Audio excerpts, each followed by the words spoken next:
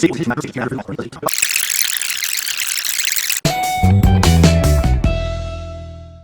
to mature subject matter, viewer discretion is advised. Our first episode takes place in Spokane, Washington. Why Spokane, you ask? I mean, it's literally hundreds of miles from my side of the mountains in Washington State. Well, it's a beautiful town, and it even has its own quaint little history. We're in Spokane, Washington, about 100 miles south of the Canadian border. The first humans arrived here about 10,000 years ago.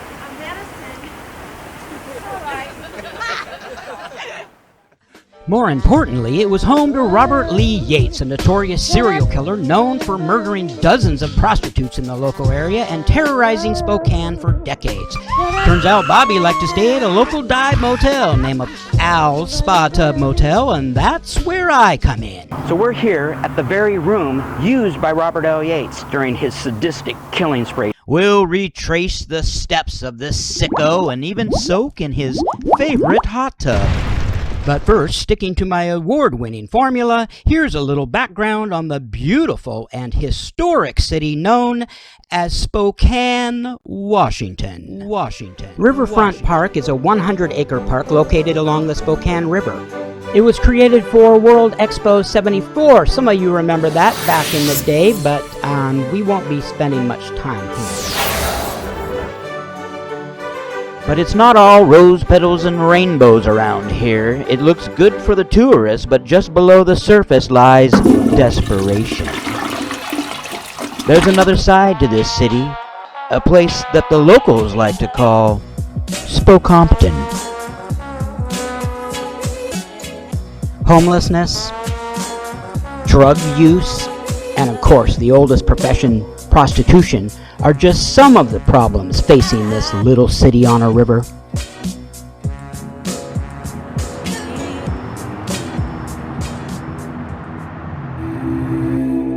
As the sun sets on the cold streets of Spokane, Washington, things move in the night. A person's gotta make a living somehow. Most ladies of the night will frequent this establishment.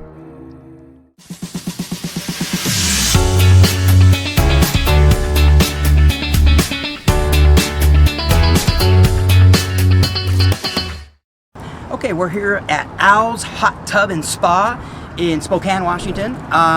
You can tell by the sign, they got reasonable rates. You can rent by the hour, by the day, or by the week. It's up to you. Depends on your needs, you know what I'm saying? So let's go get one by the hour. Gregg instantly took a wrong turn out of the office and ended up in some back stairwell that looked like a set for a horror movie. But this was all too real. I actually paid $59 for this room, but hey, I mean, what do you expect? That's what you could reasonably expect to pay for what I call ghetto shabby chic, right? This is the best of ghetto shabby chic. I mean, look at this furniture, huh? It's ghetto shabby, right? I mean, look at these chairs. That's about ghetto shabby. I'm just going to save you all a bunch of time and trouble right now and give you a quickie tour of the highlights or lowlights, as it were, through the room. Let's just say it was shit. Nothing was in good condition. Everything had holes, was cracked, was burnt, had pubic hair, had feces, had blood. I don't know. It was gross. Very elegantly placed in the center of that. Looks fantastic there. Well done. Boy, someone's really been doing their attention to detail work here, huh? Nice. Well, it only makes sense that the world's oldest looking remote control would be attached to the world's oldest looking TV, which is coincidentally just kind of plays porn all night long. I don't know about you, but I think it's about time to take a break and get back to the beauty and the splendor that is Spokangelous. Scene 1, Apple, take 2. Interesting little factoid. Spokane is actually known as the birthplace of Father's Day, and its official nickname, Lilac City. Although, I haven't seen a single lilac tree, so I'm not sure why that is. The Spokane River has always been the center of industry and trade from the very beginning. The first fur trading post was established here in 1810.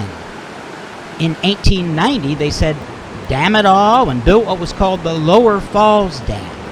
By the 1920s, they had built another dam on, you guessed it, the Upper Falls. Okay, well, enough of this sightseeing. I need to just jump back into the fray and see what's happening back at my motel.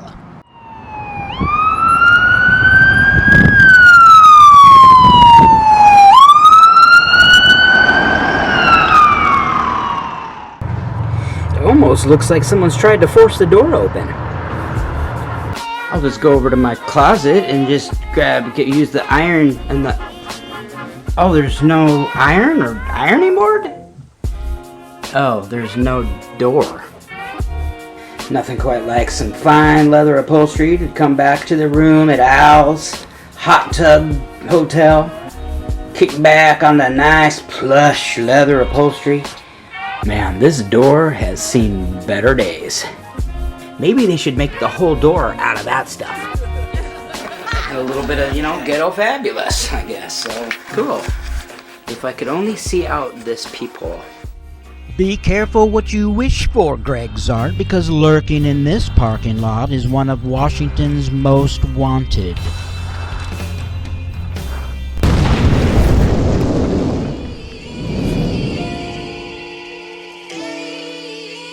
Fucking goddamn ass motherfucker. Introducing Robert Dean Rader, one of Spokane's most notorious criminals and currently wanted by law enforcement. As he climbs the stairs, he suddenly turns his back to me and begins fumbling with something. Is he securing a weapon, perhaps? Then he makes a beeline for my room. Without being invited in, he heads right for the open door and makes himself at home. So what name do you want to go by? Can't tell's the most hated on. I'm honestly the most hated on person in Spokane. I don't want my face on there right now. Don't get the camera. I don't give a fuck. Still, take it down. It took some convincing, but that's what I do. Why don't we start out on the balcony, bro? Okay, and let you get the fucking sign and shit. Scene 1, Apple, take 2. Hanging out at Al's, huh? Is this one of your favorite spots? Fuck no. I hate this place. Well, slight change of plans. We're not going to include Robert in this segment because he is dead. Yes, he's going to have his own episode called The Life and Death of Canetown's Most Hated On. Stay tuned for that, but until then, we're just going to kind of give you the liner notes and skip ahead in the story. As Robert begins wandering towards our room, in fact, what he's doing is casing the joint. Here, he tests one of the doors to see if it's unlocked. Oh, it's locked, huh? They think Then jokes about it. He's on, what the fuck is... We're trying to sneak in dude's door. Then he tries another fateful door. Whoa, I'm sorry, bro. Holy fuck, my fault. My fault, bro. No. No, what the fuck? I thought that was... Yeah, my fault. See that? What the That's fuck? Crazy. My bad, bro. For real. My bad. I tried to get in both the last rooms, dog. Hey, look. Hey, bro. Whoa, I'm like starting... Anyways, let me sing you a song first, and then you'll decide if you want to hear about Bobby. It starts out, man, I don't want to leave tonight.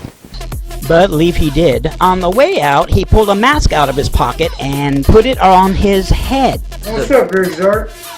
That's a pretty badass mask. I gotta give you that, man. You look pretty gangster right now. What are you heading out to do? It's late at night. I'm gonna go steal shit. And you wonder why he's dead, huh? Well, I'd barely said goodbye to Robert. There was a knocking on the window, and sure enough, here we met Coco, one of the local working girls who wondered if she could come in and use the restroom. I didn't realize at the time it was to do her drugs. Oh! Well, that looks like some good shit. Ladies and gentlemen, I present Coco. So, Al's is one of the only motels in Spokane that does hourly. Who primarily uses Al's Spa Tub Motel? Working girls and the community, I think. Yeah.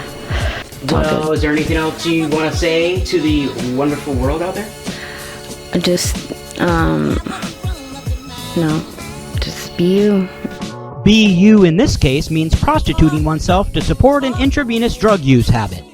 After fashioning a disguise by herself, she went promptly to work, preparing for injection.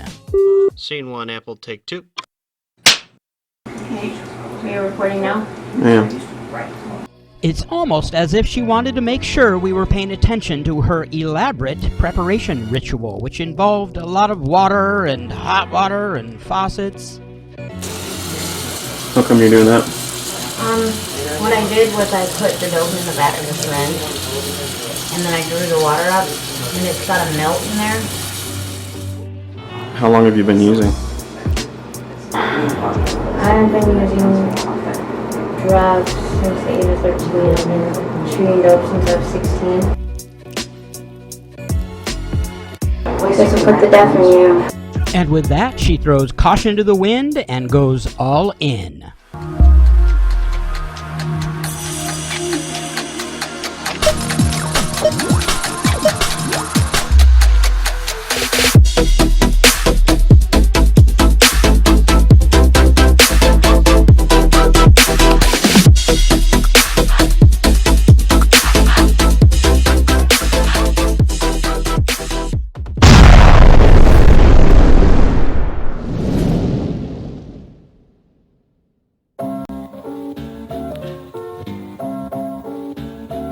I ran into so many colorful characters out here, I almost forgot why I came to Al's in the first place.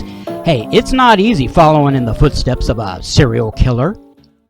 So we're here at the very room used by Robert L. Yates during his sadistic killing spree. Now, I don't know for sure if this is the room where he was dismembering prostitutes or anything, but I can tell you, he says he used this hot tub as a way to soothe his aching muscles after these exhausting 12-hour shifts at the local Kaiser aluminum plant. Makes you want to jump in, doesn't it? I'm ready. How about you? The strange thing is, it's not much of a hot tub. I got this thing wide open. These are the bubbles I got. I had to bring my own bubbles, but hey, I hope you had fun. We've seen a little bit of everything here at Owl's Spa Tub Motel. We saw some drug use. We met one of America's most wanted, and we were enlightened, I think, by many things that we saw here today. Just remember, where we're headed, there's always going to be a vacancy. And that should have been the end of this episode, but when I went to get my deposit back by returning that piece of shit remote control and key, there was nobody to be found anywhere near the office. No one is available to take your call. Please leave a message after the tone. There's no one here. Nobody. It's like 10:30. Checkout's 11. It says back in 30 minutes. That could have been left there 2 hours ago. What the hell does that mean? Hello? Al? Hey, Al? Look, that'll be for next episode. I guess this has been another Gregg Zart production.